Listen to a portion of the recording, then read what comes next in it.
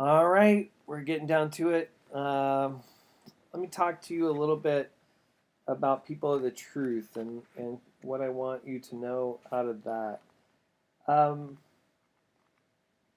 to me, the critical thing about this text is that they're trying to help all of us understand that oftentimes we think about how to change the world in terms of politics. So we think of right or left. Are we conserving or are we progressive?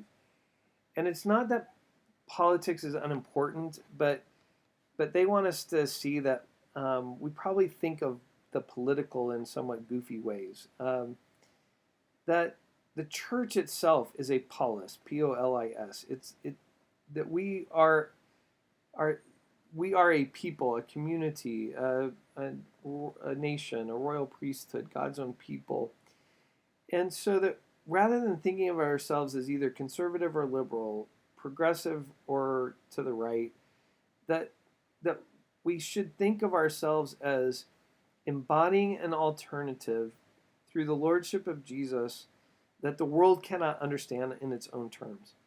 And so to take seriously what it means to be the church. And so for Weber and Clapp, the most important thing that we could be and the most important thing we could do as the church is to be the church, to live as a people who witness to the kind of life that is possible in the power of the Spirit through the Lordship of Christ, and we be that kind of people.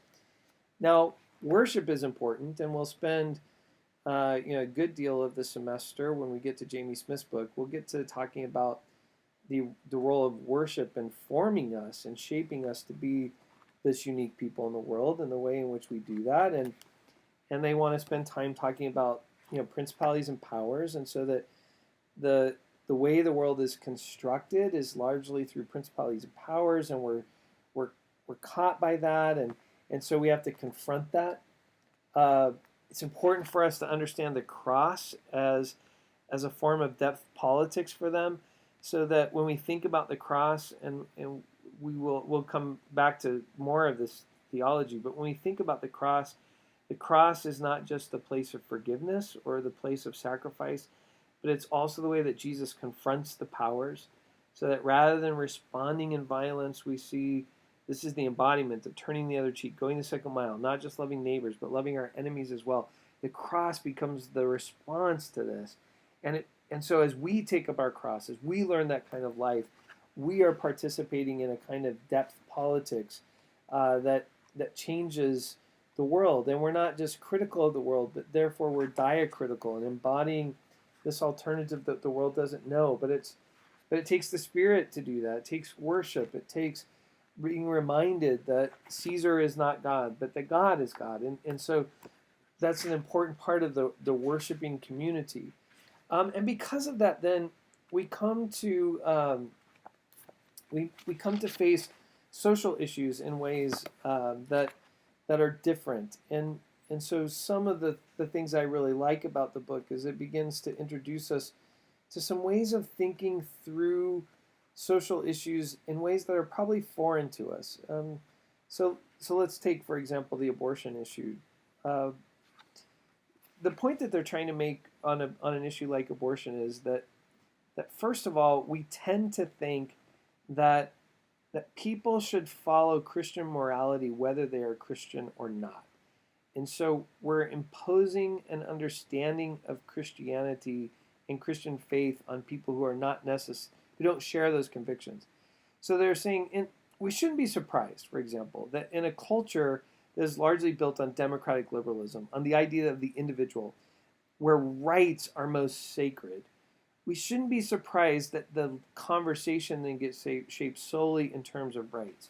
And so the argument on the pro-choice side goes something like this: that if the thing that is sacred in our kind of culture is rights, then the one thing the state cannot do is tell you what to do with your body. You have a right to do, as long as you don't hurt others, you have a right to do whatever you want to with your body. And and the argument basically says as long as that fetus is still dependent upon a woman's body, as long as that fetus cannot sustain its life on its own, that that fetus, that unborn child, that is a part of that woman's body, and the state cannot tell her what to do with her body. And so that's the framework of the argument from a rights perspective. Now we try to get at that with very, the Christian tradition has tried to get at that with very little headway, because in a culture in which rights are sacred, then life doesn't usually trump that. I mean, until that life has rights, and so we try to argue for the rights of the unborn, but that we rarely make headway in that kind of logic. And so what? But the other part that they want to focus on is that most studies show that when a woman decides to have an abortion, it's not actually the question of its morality that makes the decision. No woman who has an abortion thinks this is a good thing that they are doing. This is sort of a morally justifiable thing. But most studies show that the problem is in a culture of individualism.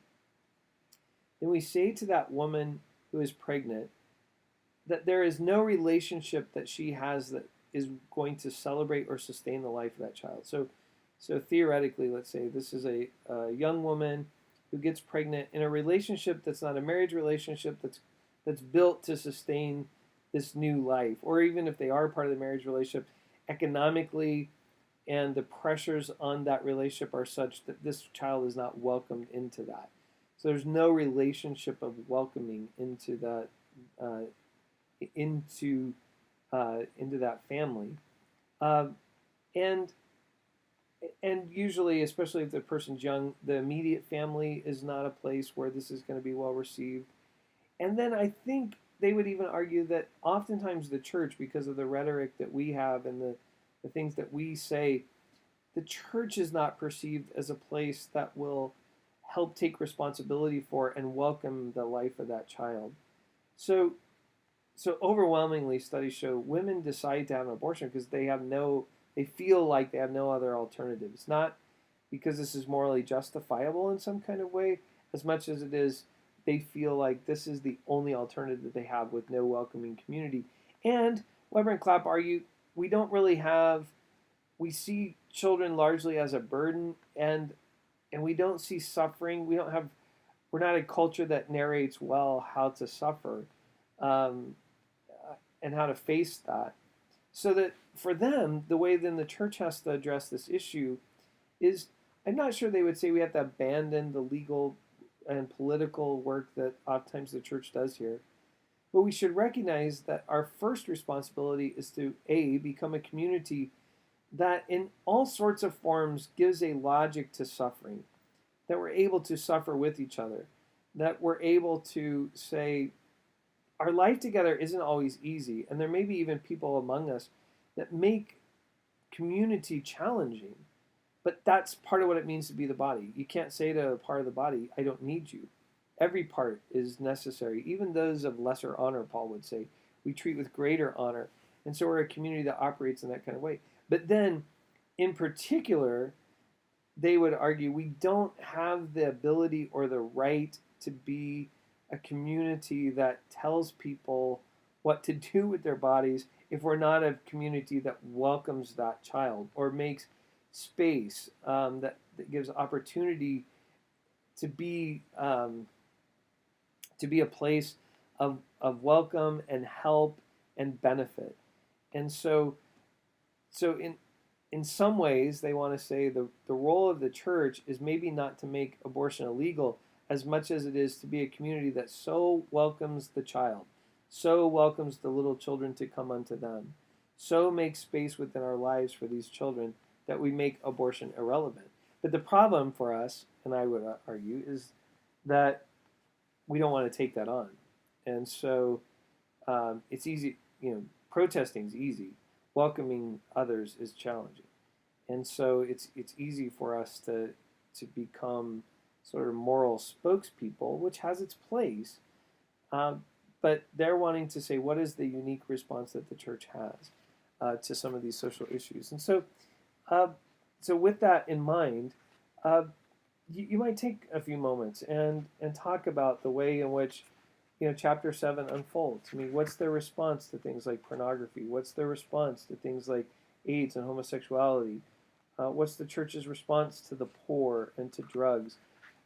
Because in each of those, the issue here is to not answer the question for how should the nation think about those things, but how should we as the church think about those? And so, so that reshapes the question. And so, if Brendan is courageous and wants to take that on, I'll give you a few minutes to reflect a little bit with him about how you feel like Weber and Clapp dealt with that, and what's the uniqueness of the church as we deal with each of those issues.